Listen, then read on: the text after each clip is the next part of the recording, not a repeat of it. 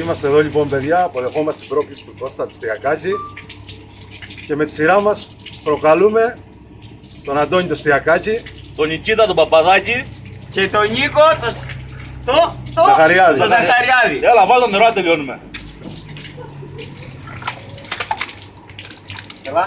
Έλα γρήγορα, μην το πάρτε άλλο. Έλα, φέρω να κεράσω εγώ. Κάτσε εσύ.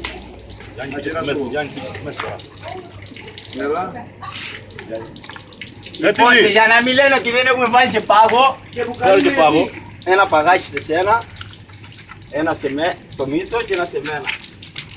Λοιπόν, παιδιά, εβίβα. Εύα. Πάρε εσείς.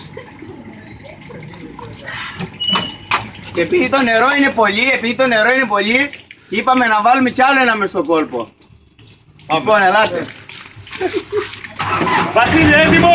Ωπα,